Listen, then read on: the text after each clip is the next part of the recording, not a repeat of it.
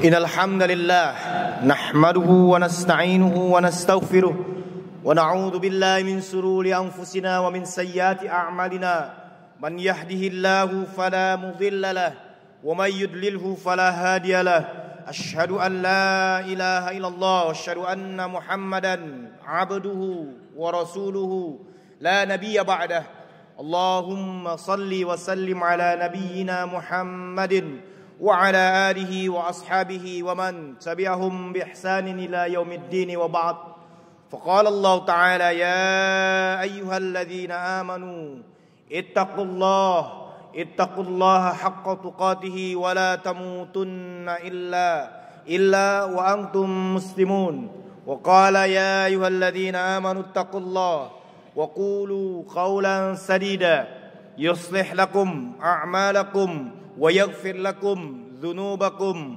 ومن يطع الله ورسوله فقد فاز فوزا عظيما وبعد أوصيكم بنفسي بتقوى الله فقد فاز المتقون. Kaum muslimin jamaah salatul Jumu'ah yang dimuliakan oleh Allah Subhanahu wa taala.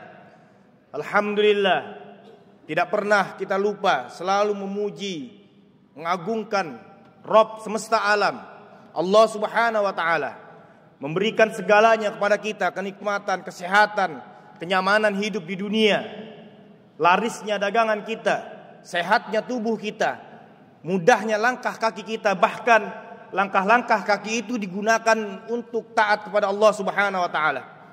Salawat serta salam tidak pernah, selalu kita lantunkan untuk nabi kita, Nabi Muhammad sallallahu alaihi wasallam, suri toladan hingga akhir zaman nanti. Semua aspek kehidupannya, entah itu yang sifatnya ibadah, entah itu yang sifatnya muamalah, apapun itu harus kita contoh dari diri beliau sallallahu alaihi wasallam.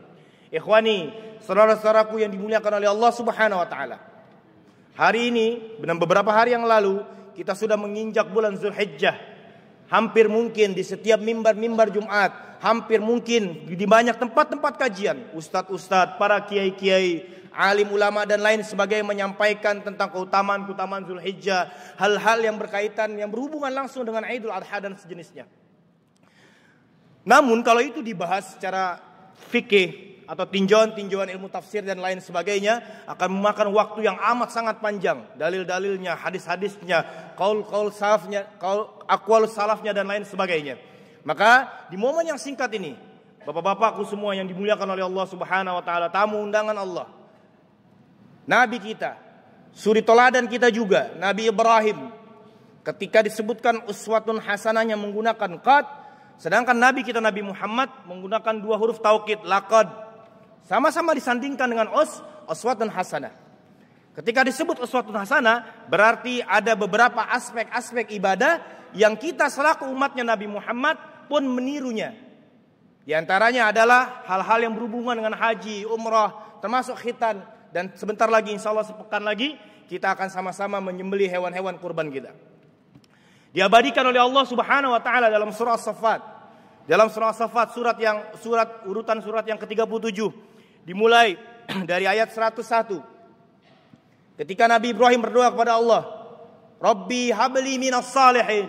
Ya Allah, anugerahkan saya, berikan saya seorang hamba yang saleh. Fabasyarnahu bigulamin halim. Maka kami beri kabar, pakai basyara, menunjukkan kabar gembira, dengan gulam, anak kecil yang halim, yang amat sangat sabar.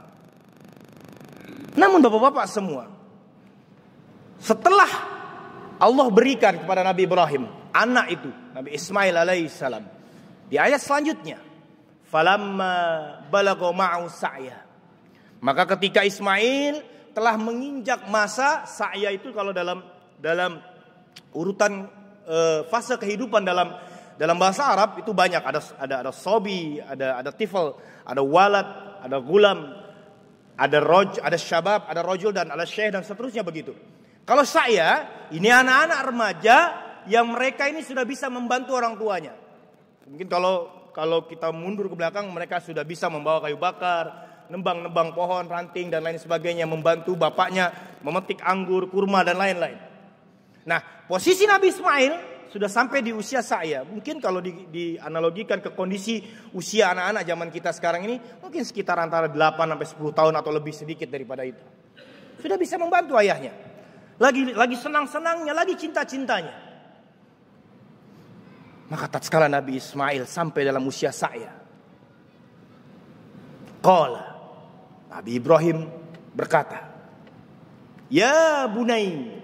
Para nabi-nabi ketika ada percakapan antara ayah dan anak, di dalam Al-Quran, bapaknya mengucapkan ya bunai, anaknya mengucapkan ya abati. Percakapan antara Yusuf dan Yakub alaihissalam. Ya abati inni ra'aitu ahada asyara kawkaba. Ya duhai bapakku, saya melihat ahada asyara kawkaba, 11 bintang, wasyamsa, matahari, wal qamar, ra'aituhum li sajidin. Saya melihat mereka semua sujud kepadaku. Begitu pun di dalam ayat ini, maka ketika Nabi Ibrahim berkata, inni ara fil manam, duhai anakku, aku melihat dalam mimpiku, anni azbahuka, saya menyembelih kamu. Bayangkan kalau mimpi ini dialami oleh bapak-bapak semua yang dirahmati oleh Allah Subhanahu wa taala. Dan semua bapak-bapak di sini yang hadir di sini, misalkan semuanya bapak-bapak di sini adalah nabi. Dan ketika mimpi nabi itu didapatkan, itu bersifat wahyu. Dan bapak-bapak yang hadir di sini semua memiliki anak seusia Ismail. Dikasih mimpi itu. Lagi cinta-cintanya, lagi sayang-sayangnya, lagi deket-deketnya.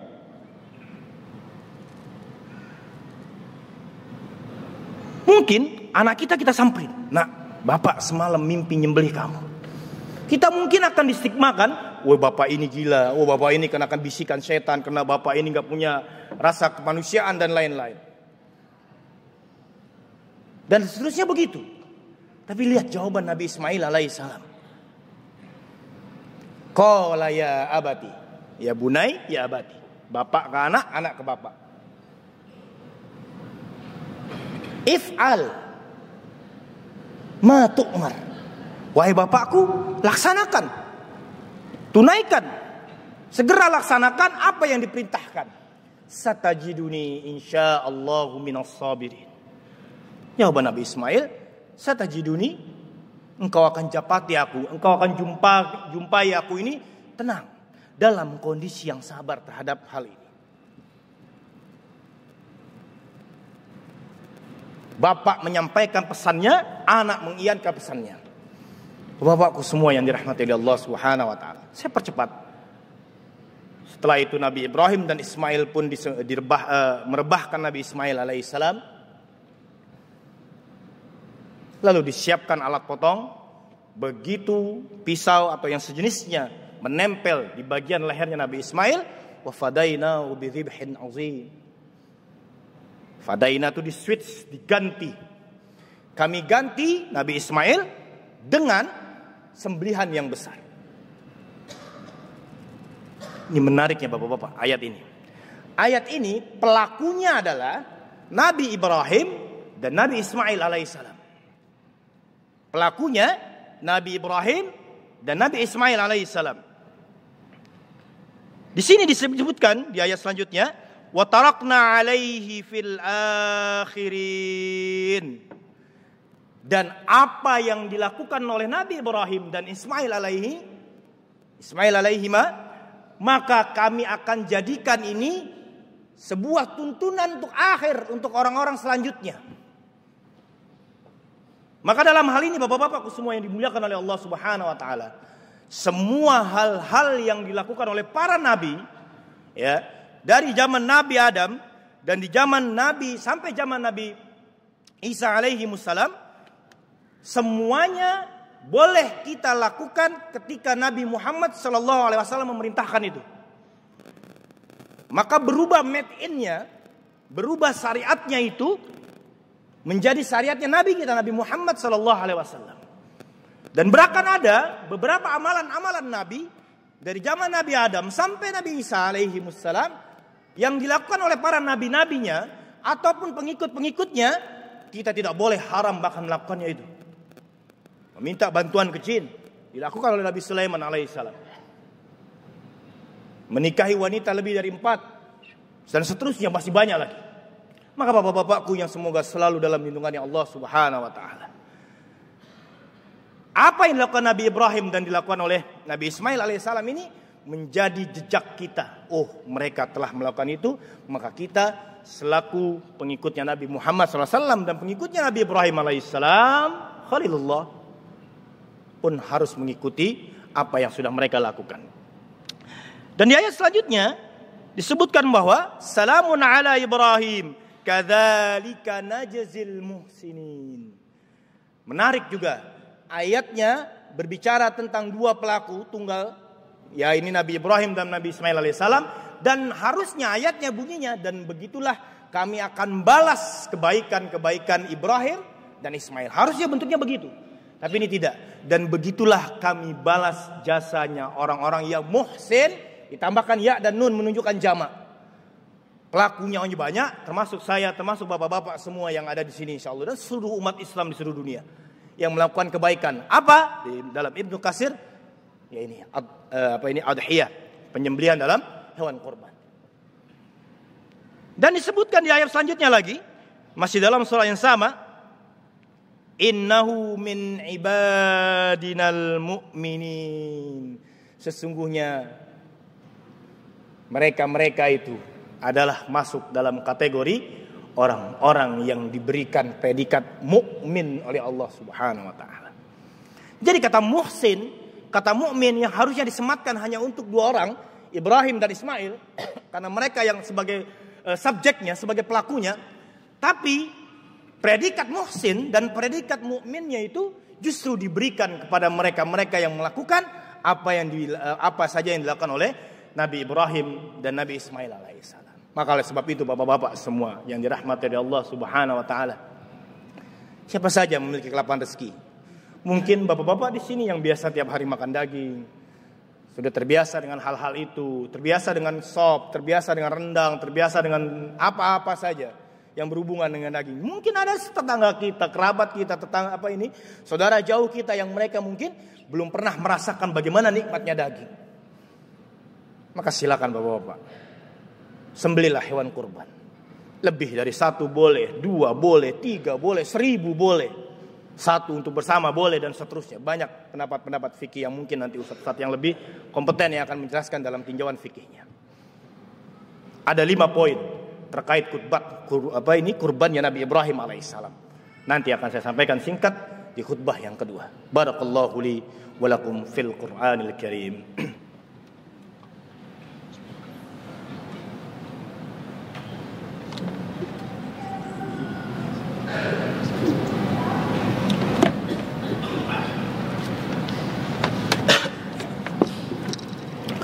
Alhamdulillahilladzi hadana li hada wa ma kunna linahtadiya laula an hadana Allah. Asyhadu an la ilaha illallah, asyhadu anna Muhammadan abduhu wa rasuluhu la nabiyya ba'dah. Allahumma shalli ala Muhammad wa ala ali Muhammad kama shallaita ala Ibrahim wa ala ali Ibrahim wa barik ala Muhammad wa ala ali Muhammad kama barakta ala Ibrahim wa ala ali Ibrahim fil alamin innaka Hamidum Majid. Wa qala Allah ta'ala ya ayyuhalladzina amanu taqullaha haqqa tuqatih wa la tamutunna illa wa antum muslimun. Ya ayyuhalladzina amanu taqullaha wa kunu ma'as sadiqin. Usikum binafsi bittaqwallah faqad fadal muttaqun. Ikhwani, saudaraku, para tamu Allah di Masjid Fatahillah ini, semoga bapak-bapak semua selalu dalam lindungannya Allah Subhanahu wa taala. Semoga para pedagang-pedagang sini senantiasa dagangannya diberkahi oleh Allah Subhanahu wa taala, dilariskan oleh Allah Subhanahu wa taala, dipertemukan dengan pembeli-pembeli yang jujur, dan segalanya yang insyaallah mendatangkan kenyamanan baik di dunia ini ataupun di akhirat. Ikhwani, 5 poin singkat dari tadabur dari surah As-Saffat ayat 102 tadi dan seterusnya, bahwa ada 5 poin penting. Yang pertama, poin yang pertama adalah bahwa Nabi Ibrahim adalah hamba Allah yang taat pada perintahnya. Maka kita, karena Nabi Ibrahim pun dijadikan sebagai uswatun hasanah, maka kita pun harus menjadi hamba-hamba Allah yang taat dalam segala hal. Perintah Allah dilaksanakan semampu kita, sunnah-sunnah Nabi kita jalankan. Insya Allah itu mendatangkan keberkahan buat kita. Lalu yang kedua, Nabi Ibrahim alaihissalam tidak pernah membantah yang namanya wahyu. Maka kita selaku umatnya Nabi Muhammad, yang dimana juga merupakan Nabi Ibrahim ini bapaknya para nabi, maka kita harus mengiyakan semua yang diperintahkan oleh Allah di dalam Al-Quran. Walaupun mungkin ada beberapa yang belum bisa kita laksanakan secara maksimal, tapi setidaknya kita iyakan dulu. Oh ini baik, oh ini bagus, oh ini oke kalau kita laksanakan, dan sejenisnya dan lain-lain sebagainya, insyaallah. Selanjutnya, kecintaan seseorang, yang poin yang ketiga, kecintaan seseorang harus lebih tinggi kepada Allah daripada keluarganya sendiri. Saya ulangi, poin selanjutnya, kecintaan kita kepada Allah, terhadap Allah, harus jauh lebih tinggi daripada anak kita, istri kita, orang tua kita. Nomor satu Allah Subhanahu wa ta'ala. Jangan Allah dijadikan kedua, jangan Allah dijadikan ketiga. Kita jadikan Allah Subhanahu wa ta'ala senantiasa number one dalam kehidupan kita. Poin yang keempat, salah satu poin di sini adalah adanya unsur birrul walidain. Sampaikan ke anak bapak-bapak di rumah bahwa Ismail saja taat kepada ayahnya, maka kita mungkin selaku anak sudah selayaknya, sudah sepatutnya, seharusnya taat kepada orang tua kita segalanya, selama hal-hal itu masih berada dalam hal-hal yang ma'ruf, hal-hal yang baik. Dan yang terakhir adalah bersabar dalam setiap ujian yang sedang kita lalui, insyaallah akan membuahkan hasil yang maksimal, akan membuahkan hasil yang baik. Perjuangan bapak-bapak mungkin sekarang yang tadinya tokonya nyewa, lalu tokonya ada 1, tokonya ada 2, tokonya ada 3, dan seterusnya. Tidak mungkin sekejap mata, sedetik itu pun langsung dia mendapatkan itu semua. Ada proses-proses di mana dia harus berjuang dulu, macet-macetan, ngutang sana, ngutang sini. Lalu oleh Allah Subhanahu wa ta'ala dibayar dengan hal-hal yang baik. Ini saja yang bisa saya sampaikan, semoga bermanfaat. Mudah-mudahan bapak-bapak yang tahun ini bisa berkurban, kurbannya diterima oleh Allah Subhanahu wa ta'ala. Dan bapak-bapak yang mungkin belum bisa atau belum mampu berkurban, semoga Allah mudahkan rezekinya sehingga bisa berkurban di tahun-tahun yang akan datang. Kurang lebihnya mohon maaf, yang benar dari Allah, yang keliru dari saya pribadi selaku hamba Allah yang lemah. Semoga bapak-bapak senantiasa bisa memaafkan kekeliruan lisan saya, hal-hal kata-kata yang tidak pantas saya harusnya keluar dari lisan saya, pure murni itu kesalahan saya pribadi selaku manusia yang masih perlu banyak belajar lagi. Mari kita berdoa kepada Allah Subhanahu wa ta'ala. لا إله إلا الله وحده لا شريك له له الملك وله الحمد يحيي ويميت وهو على كل شيء قدير اللهم صل على محمد وعلى آل محمد كما صليت على إبراهيم وعلى آل إبراهيم وبارك على محمد وعلى آل محمد كما باركت على إبراهيم وعلى آل إبراهيم في العالمين إنك حميد مجيد اللهم اغفر للمسلمين والمسلمات والمؤمنين والمؤمنات الأحياء منهم والأموات إنك سميع قريب مجيب دعوة ويا قاضي الحاجات ربنا ظلمنا أنفسنا وإن لم تغفر لنا وترحمنا لنكونن من الخاسرين اللهم أعنا على ذكرك وشكرك وحسن عبادتك اللهم إنا نسألك الهدى والتقى والعفاف والغنى اللهم انصر إخواننا المسلمين في غزة وفي فلسطين اللهم انصرهم اللهم انصرهم اللهم انصرهم ربنا لا تزغ قلوبنا بعد إذ هديتنا وهب لنا من لدنك رحمة إنك أنت الوهاب ربنا آتنا في الدنيا حسنة وفي الآخرة حسنة وقنا عذاب النار والحمد لله رب العالمين وصلى الله على سيد المرسلين عباد الله إن الله يأمركم بالعدل والإحسان وإيتاء ذي القربى وينهى عن الفحشاء والمنكر يعظكم لعلكم تذكرون ولذكر الله أكبر